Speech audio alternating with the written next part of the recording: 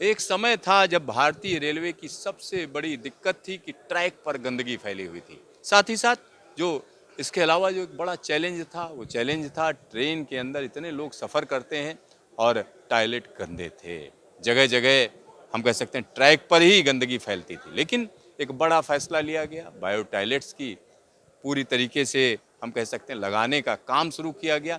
आज भारतीय रेलवे की जो सबसे बड़ी खासियत है वो ट्रैक पर अब उस तरीके की गंदगी नहीं जैसे पहले हुआ करती थी, लेकिन टॉयलेट में अब नए बदलाव भी सामने आ रहे हैं। यानी अब इस तरीके के टॉयलेट्स पर भी पूरा फोकस किया जा रहा है जो कहीं ना कहीं फायर रेजिस्टेंस हो, मतलब आग में जले नहीं, क्योंकि कई बार ऐसी आग की घटनाएं होती हैं जिसमें अगर सारा मटेरियल जलने लगे तो दिक्कत हो जाती है यात्रियों के लिए, सवारियों के लिए। तो इस ये टॉयलेट क्यों खास है, किस वजह से खास है, इस पर बातचीत करने के लिए हमारे साथ अरविंद गोयल जी हैं, नॉर ब्रह्मसे से।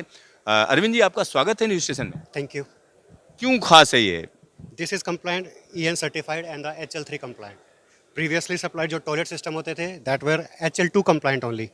उसमें क्या होता था, आग लग सकती थी तो वो आग को सपोर्ट करता था, लेकिन जो अभी HL3 compliant है, this will not support for the आग। इन केस अगर आग गाड़ी में लग जाती है तो यहाँ पर हमने जो ट्यूबिंग्स वगैरह दिया, पाइपिंग वगैरह दिया है, that we have reduced so that there is आग का लगने का खतरा कम होगा उससे। ये जो मटेरियल है fibre glass, this will not support for the burn.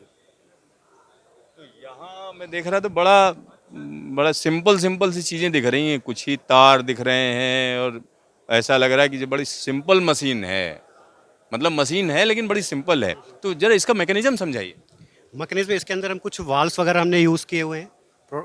जो वेस्ट मटेरियल होता है तो उसको हम सक करेंगे। यहाँ पर हमारे पास पानी के लिए एक स्टोर किया हुआ है वाटर टैंक है, इंटरमीडिएट टैंक है, जहाँ से हम वैक्यूम को जनरेट करते हैं और ये सारे वेस्ट मटेरियल को सक करके फ्लो आउट कर देगा बायो टैंक के अंदर। तो बायो टैंक में जाने के बाद वो प्रोसेस होगा बैक्टीरिया के through. So that will be the responsibility for the IR railways. एक और चीज, इसमें पानी का जो उपयोग है, यूजुअल जो रहता है टाइल उससे। करंटली जो नॉर्मल टॉयलेट्स में होता है वो 2 to 2.5 लीटर के आसपास का होता है, लेकिन इसमें अराउंड 400 ml यानी कि 400 मिलीलीटर पानी ही यूज़ होगा। अच्छा, अभी ये क्या भारतीय रेलवे में कहीं लगाया गया? लगा हुआ है इंडियन रेलवेज में। We are supplying for the Vande Bharat trains. Vande Bharat में कितनी वंदे भारत में? More than 40 trains. तो आप समझिए Vande. Systems we have supplied. Vande Bharat के अलावा एक्चुअली हमने वंदे स्लीपर में भी लगाया है इसको, वंदे मेट्रो में भी लगाया है इसको, और आगे भी वो जो वंदे हाई स्पीड ट्रेन निकलेंगी बेमल से उसमें भी लगेगा। तो आगे आने वाले फ्यूचर में हमारा इवेक का टॉयलेट, करोड़ों का टॉयलेट उसमें लगेगा और वो भी काफ़ी अच्छी तरह से ही एफिशिएंटली काम करेगा ट्रेन के अंदर।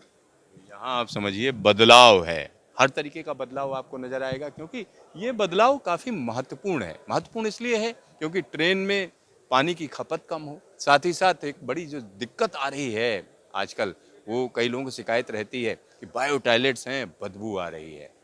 और यह जो दिक्कत है उस पर रेलवे काम कर रही है कि आखिरकार किस तरीके से इसको कम किया जाए। लेकिन यहाँ टॉयलेट्स की जब हम बात करेंगे तो अगला जो जनरेशन है वो आपके सामने है। Siddharth, news station, Delhi.